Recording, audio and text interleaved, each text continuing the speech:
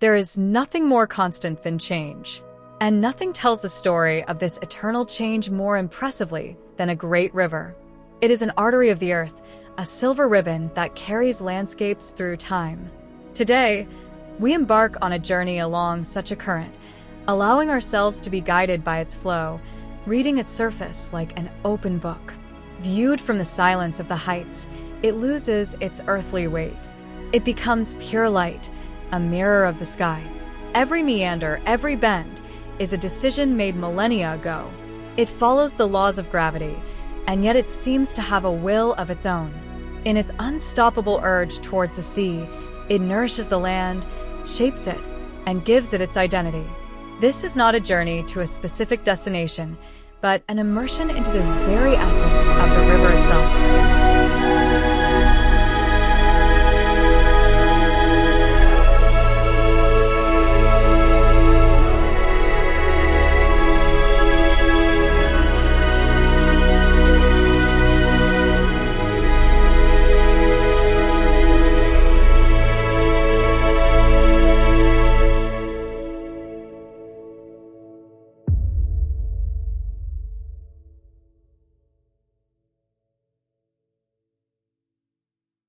In some places, the banks rise into steep slopes, into walls of rock and earth. Here, the ancient dialogue between the flowing and the solid becomes visible. The stone, a symbol of eternity, formed over millions of years when this land was the floor of a primordial sea. And the water, seemingly gentle and yielding, yet in its constant motion, an unstoppable force. For millennium after millennium, the river has carved its way through the rock, creating valleys and shaping slopes. It exposes the layers of geological history and shows us the bones of the landscape. Life clings firmly to these barren ledges. Trees take root in rock crevices. Mosses cover the stone with a green velvet. It is a place of contrasts, the tranquility of the forest and the constant, silent movement of the current deep below.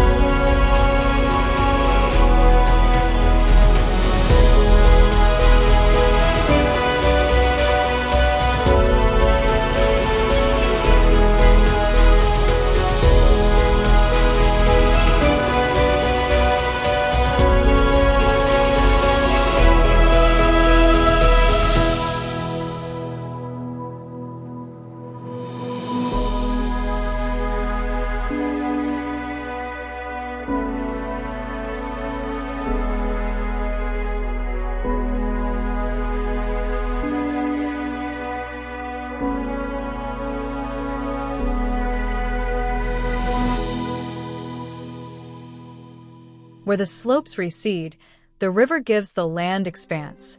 It overflows its banks, not in destructive fury, but in the rhythm of the seasons, creating one of the most fertile and vibrant landscapes in Europe, the floodplains. They are the green heart of the river valley. These meadows and forests are a mosaic of life. They are water reservoirs and shields against floods, a giant, natural sponge that absorbs water and slowly releases it again. In the quiet old river arms, the abandoned loops of the former riverbed, a unique, hidden world prevails. Here, fish spawn, dragonflies hunt, and clouds are reflected in still water. The floodplains are a refuge for countless species, a Noah's Ark nourished by the pulse of the river. They are a gift, reminding us that the wildest and most beautiful nature often thrives where we simply leave it in peace.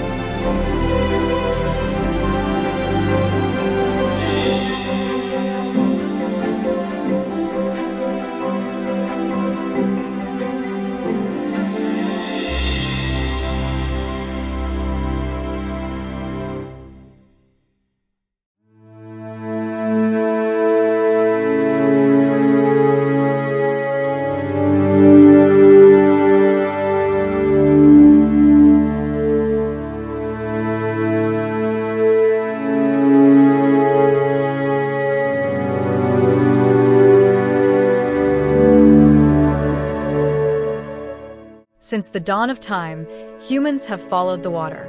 The river is a place of settlement, a source of food, and a transport route.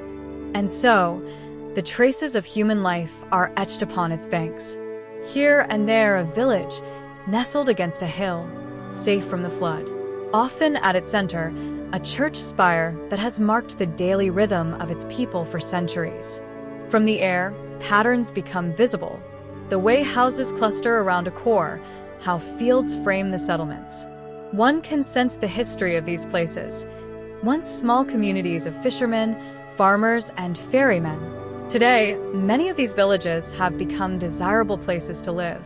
The wish to live by the water is unbroken. The new houses seek the view, the panorama, the proximity to nature.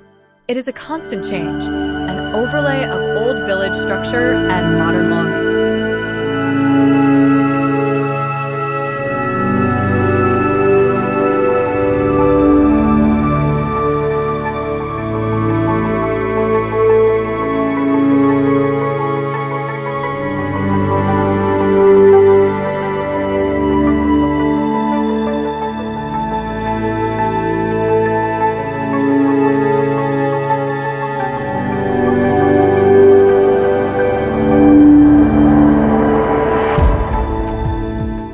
As much as the river connects, it also divides.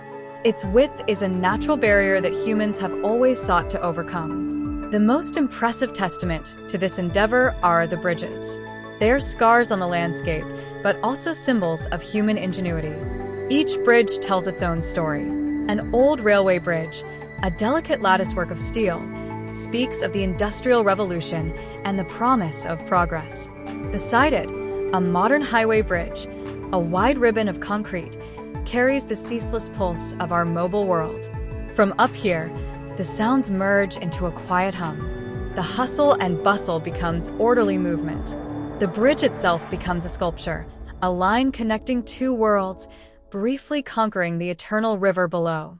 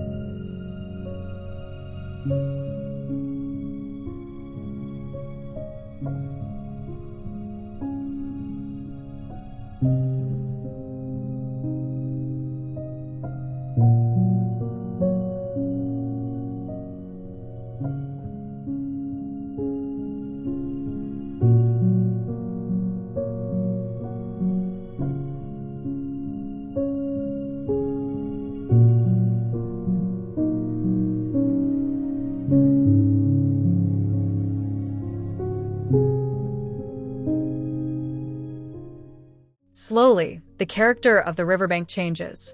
Wild nature gives way to a cultivated landscape. The banks are fortified, the paths more orderly.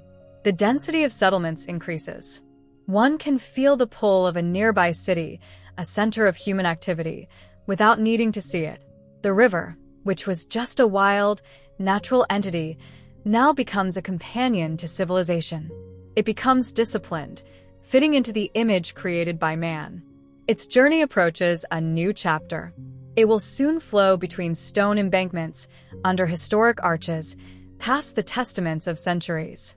It transforms from a shaper to a servant, from a wild current to an urban lifeline. Our flight ends here, with the sense of this transition, but the river's journey, it never ends.